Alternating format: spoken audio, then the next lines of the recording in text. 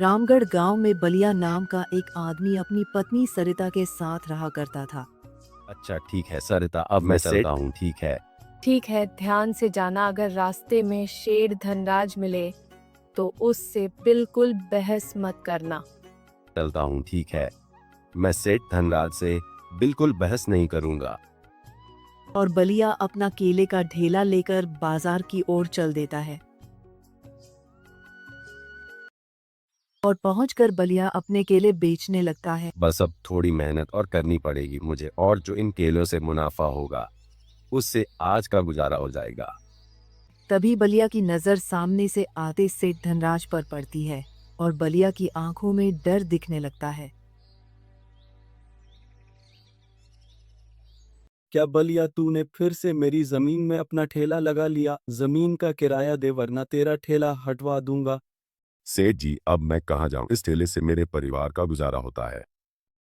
ये गरीबों की कहानी मुझे मत सुना। पैसे ला वरना तेरा ठेला हटवा दूंगा। देखता हूँ कब तक चलता है तेरा धंधा।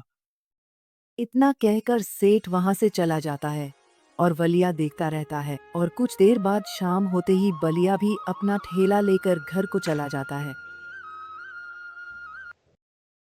एक टूटी हुई झोपड़ी में बलिया की पत्नी सरिता खाना बनाती है और बलिया अपनी पत्नी के सामने बैठकर अपनी पत्नी को थके हुए मन से देखता है। सुनो जी, क्या सेठ धनराज आज भी आया था? हाँ सरिता, सेठ धनराज आया था और कह रहा था जमीन का किराया दे दे वरना तेरा ठेला हटवा दूंगा। सेठ धनराज तो पैसे भी इतने मांग रहा है कि सारे पैसे इसी पर चले जाएंगे।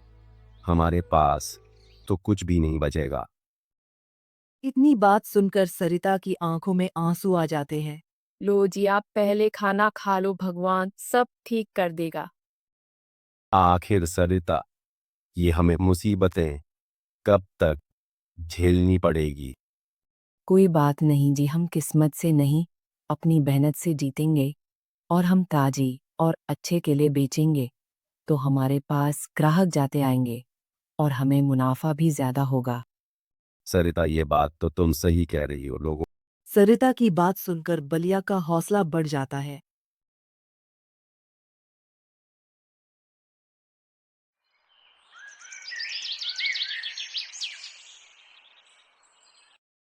अगली सुबह होते ही बलिया अपना केले का ढेला लेकर बाजार की ओर चल देता है। तभी वहां पर कुछ देर बाद सेठ आ जाता है।